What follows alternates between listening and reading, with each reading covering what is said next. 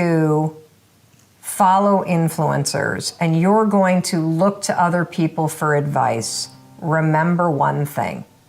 Would you actually trade lives with them?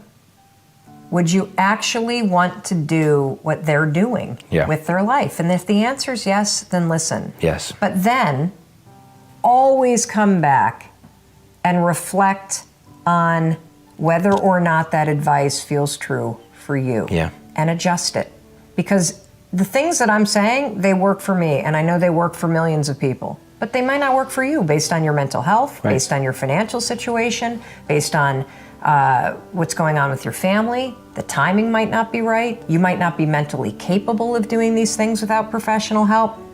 So you have to be responsible for yourself. Yeah. And that's the most important thing about personal development. Yeah. Nobody has the exact life you want. Nobody. This is why so many people have a challenge learning from mentors, because you're looking for one person to teach you everything. That one person does not exist because you want a unique life, because the perfect you doesn't exist out there yet. You have to create it. It's on you. And so the way to get through it is to model from different people. It's to look at, I want to learn this from this person, and this from that person, and this from this person, and this from that person, and mix all of those things together to build an amazing life for yourself. This is partly why I created my channel. I want to be able to model success from all sorts of different people, and every video that I make, I've learned something from. All the people that I've profiled, I've learned something from them. If I personally, me, Evan Carmichael, haven't learned something from that video, then I don't post it.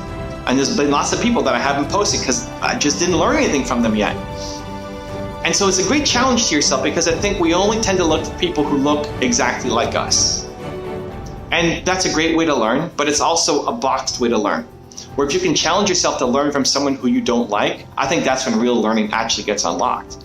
The first top 10 I made was on Kanye West, and it was somebody who actually I didn't like a lot when I was younger. I thought he was too egotistical, too brash, too arrogant, too insulting to people, and I learned to learn from him, and it made me better. And that's why I made the top 10. And I'm not saying Kanye's perfect. He's the perfect Kanye. He's perfect for him. He's not the perfect you. You don't want to be Kanye. You want to be you. But you can learn something from Kanye to be a better you.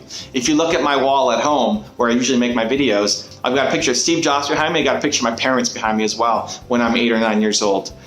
I want to learn how to be a visionary like Steve Jobs, but I don't want to learn how to be a father like Steve Jobs, because he wasn't a great dad. I want to learn how to be a great father from my father, but I don't want to be a visionary like my father, because he wasn't a visionary, right?